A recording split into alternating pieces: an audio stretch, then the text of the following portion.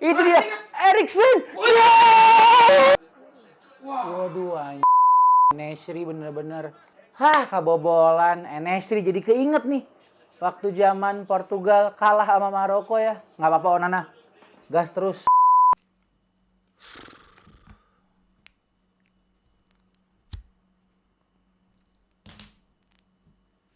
Selamat datang di The United Wave Podcast. Barengan sama gue Mardel yang kali ini sendiri saja. Dan ya, kita kalau melihat pertandingan untuk malam Jumat ini begadang ya. Fenerbahce melawan Manchester United. Berakhir seri 1-1. Terbukti ternyata ketika kita tandang ke Turki akan selalu sulit. Ya, masih teramat sulit. Laga reuni. Tajuknya laga reuni karena ada beberapa mantan kita di Manchester United dan juga kalau ngomongin soal pemain-pemain Fenerbahce dan juga Manchester United banyak sekali yang Ajax connection. Oke. Gue pengen ngebahas sebenarnya bagaimana jalannya pertandingan tadi dari sudut pandang gue. Kita mulai dari starting line up Manchester United yang cukup mengagetkan. Mengagetkannya gimana? Menurut gue gini. Ya lo lihat semula ya.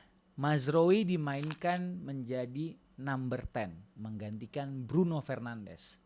Yang gua kira nih awalnya kita bermain dengan 5 back. Atau mungkin ya posisi number 10 itu ditempatkan atau diisi oleh Christian Eriksen. Sayangnya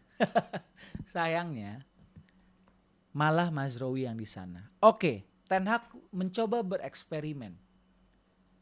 Dan secara eksperimennya menurut gua ketika tadi ada yang sempat nge-share, gue lupa di Instagram, ada yang nge-share bahwa nilai Mazraoui di babak pertama itu kurang memuaskan. Tapi menurut gua pribadi nih ya, Mazraoui memang nih. Gue mau ngulang-ulang kata-kata kayak Koko nih, memang ya.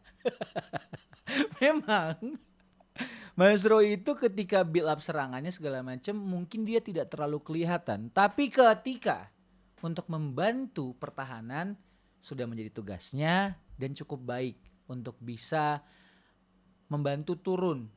Karena ketika beberapa kali Fenerbahce memegang bola di babak pertama, United itu sempat kayak 5-10 menit lah ya. 5-10 menit United susah sekali untuk keluar dari tekanan Fenerbahce. Nah, yang pertama itu ada ancaman gol lewat kakinya Osai Samuel. Itu dia berhasil gocek Martinez ya. Itu kalau gak salah tuh momennya dia gocek Martinez dan hampir berbuah gol. Masih melebar. Terus juga di menit ke-10 nih, udah mulai menit ke-10 Rashford sempat mendapatkan peluang, namun sayang beribu-ribu sayang tidak berhasil. Lalu menit ke-14 Rashford dapat kartu kuning yang menurut gua Rashford secara permainan dia sangat aktif sekali untuk bisa melakukan track back atau mungkin bertahan, itu nilai plus buat Rashford. Lalu di menit 15 setelah ada semacam upaya Alejandro Garnacho untuk berlari, bola ke Zirkzee dan berhasil diselesaikan dengan baik oleh Christian Eriksen. Disitulah momentum United mendapatkan gol pertamanya. Namun sayang beribu sayang ya, memang jadi seri. Anyway, ya sekitar menit 23 lah ya, Ugarte berhasil menggagalkan peluang besar dari Fenerbahce ya. Double save yang dilakukan oleh Onana itu membuat mata dari Jose Mourinho terbelalak. Dia gak percaya Onana berhasil melakukan double save. Ya, kalau gue bisa rangkum babak pertama gitu ya. Sebenarnya yang gue highlight adalah bagaimana Mazraoui menjadi role number 10 itu memang belum terlalu kelihatan, tetapi ketika dia bertahan tuh bagus. Nah terus kalau gue ngelihat lini pertahanan United itu juga top. Dalo, Martinez di kiri, Dalo di kanan. Habis itu adanya Lindelof juga. Ya Lindelof mungkin masih 50-50 ya, karena dia juga baru balik lah. Baru mendapatkan menit bermain dari awal. Tapi yang gue juga pengen highlight adalah De Ligt itu sangat baik sekali ketika man marking si Saint Maximin. Yang ngeselin banget tuh dia kalau udah pakai ikat kepalanya ya.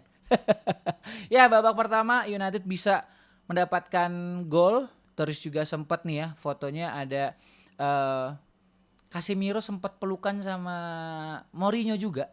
Nih dimasukin fotonya nih. Tuh lo lihat. Ya babak pertama secara overall mungkin MU cuma bisa dapat shot on targetnya cuma 1. Tapi berhasil mendapatkan peluang itu dari Eriksen. Masuk babak kedua nih. Babak kedua. Yang di babak pertama gue ngelihat Zirkzee itu kayaknya kenapa susah banget megang bola.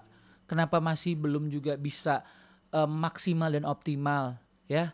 Di babak kedua pun sebenarnya seperti itu juga sampai akhirnya diganti Højlund. Tapi sebelum ke situ, gue juga pengen lihat bagaimana terjadi golnya Fenerbahce. Itu umpan dari Saint Maximin bagus sekali dan ada El Nesiri berhasil bikin sundulan ke gawang Onana di awal babak kedua. Aduh, gue jadi inget sebenarnya ketika dia berhasil membuat gol ke gawang Portugal dan memupus mimpi seorang Cristiano Ronaldo pada waktu itu.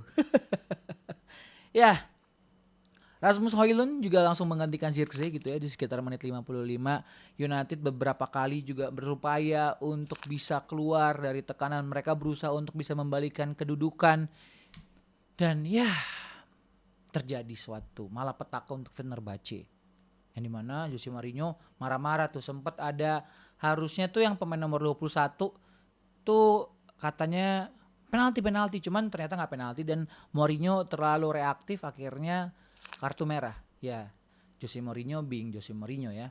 Nah secara keseluruhan ketika ada beberapa peluang di babak kedua yang menurut gua gimana ya, Garnacho dia sempat juga bikin coba peluang tapi gagal. Dia selalu di man marking juga oleh back-backnya Fenerbahce yang ngebuat dia tuh harus jatuh bangun. Tapi ujung-ujungnya yang benar-beneran jatuh adalah Anthony yang baru berapa menit main tiba-tiba langsung digantikan karena dia emang udah nggak bisa main tuh. Karena dia sempat bilang jangan ganti gua. Ujung-ujungnya malah dia bilang ganti aja gua ya. Dan akhirnya Amad Diallo masuk dan gue bisa bilang untuk overall di babak kedua nih ya. Gue sebenarnya pengen lihat juga Amad Diallo masuk dan main lebih awal. Namun sayangnya tidak bisa dimainkan lebih cepat dan dia harus mendapatkan menit bermain yang sedikit doang ketika harus menggantikan Anthony. Tapi secara gue bisa bilang permainan di match ini United gue agak menyayangkan. Bukan agak sih, gue menyayangkan lah. Gue menyayangkan Ten Hag kenapa harus tanda kutip berjudi dengan memainkan Mazraoui di role number 10. Karena setahu gue Mazraoui itu kalau gue lihat dulu tuh sebelum dia masuk ke United, dia tuh di bek kiri, bek kanan, tengah atau mungkin gelandang bertahan. Ya, jadi gue kayak agak menyayangkan. Itu untuk dari taktiknya Ten Hag di pertandingan ini. Terus untuk pemain-pemain Zirkzee please step up lagi. Terus juga kalau ngomongin soal Manuel Ugarte, best terbaik dia benar-benar bisa sangat optimal.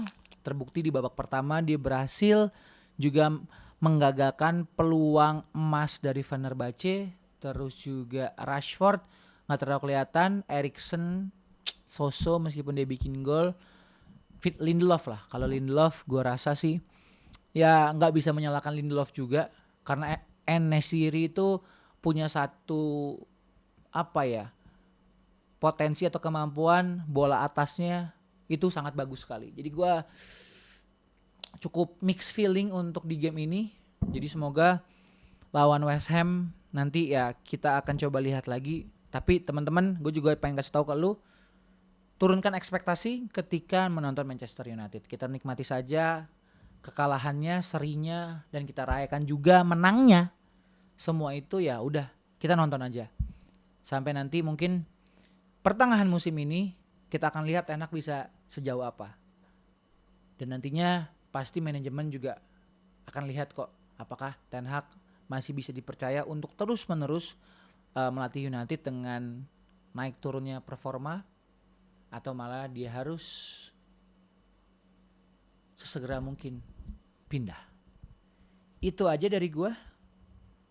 Semoga lawan West Ham kita bisa mendapatkan 3 poin.